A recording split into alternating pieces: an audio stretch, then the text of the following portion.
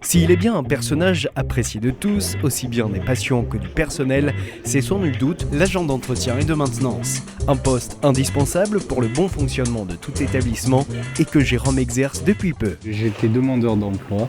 J'ai postulé pour une entreprise qui fait du nettoyage. Ils ont vu que j'étais débrouillard, que ça se passait bien avec les autres employés. Et ils m'ont proposé ce travail parce que ça correspondait à ce que cherchaient leurs clients. Donc ici il y a toute la plomberie, l'électricité, la quincaillerie. On fait à peu près tout pour les premiers pansements de la maison de retraite. Sur une des 3 maisons de retraite, je consulte ce cahier de liaison et ça me permet de savoir ce que j'ai à faire, traiter les urgences suivant ce qu'on est en début de semaine ou fin de semaine.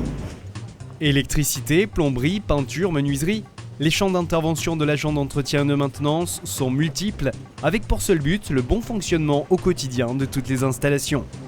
On a tendance à m'appeler MacGyver, mais oui, j'aime bien le challenge de trouver des choses qui me résistent un peu et de trouver la solution.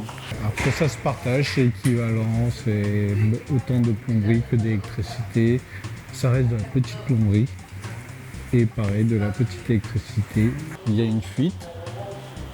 C'est une petite fuite qui peut être réparable, mais je sais que cette petite réparation va apporter beaucoup aux résidents et c'est ce qui fait que ça va être un plaisir de le faire parce que je sais que le résultat il est à ce niveau-là.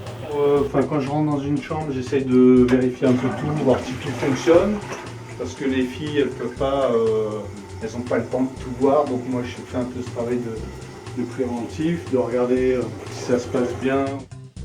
Pour exercer ce métier, il faut avoir une habileté manuelle, avoir de bonnes connaissances techniques, mais aussi des qualités relationnelles et aimer le dialogue. Bonjour. Il faut avoir beaucoup de tact. Et je pense qu'il y a beaucoup de relationnel à avoir autant avec le personnel, la direction et les résidents qui sont là bien sûr et avec qui on doit satisfaire si jamais il y a un problème. Et autant à la direction, si je fais des choses bien, ils vont me le demander gentiment et je vais essayer de faire à ce que le rouage tourne bien.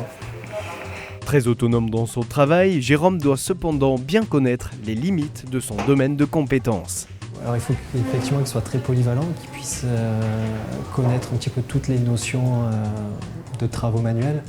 Après, il y a beaucoup de normes qui régissent aussi la sécurité. Par contre, c'est en compétences où il peut évoluer à travers des formations pour se spécialiser justement sur, par exemple, tout ce qui va être électrique, pour avoir des habilitations, le travail en hauteur également. Voilà, tout ce qui va être réglementé et limité par la loi, on peut le faire évoluer à travers des formations. L'agent d'entretien et de maintenance peut être amené à travailler sur plusieurs sites. Pour exercer cet emploi, il est préférable de posséder un CAP ou un BP dans les spécialités du bâtiment en seconde œuvre. Il existe également un titre professionnel d'agent d'entretien des bâtiments.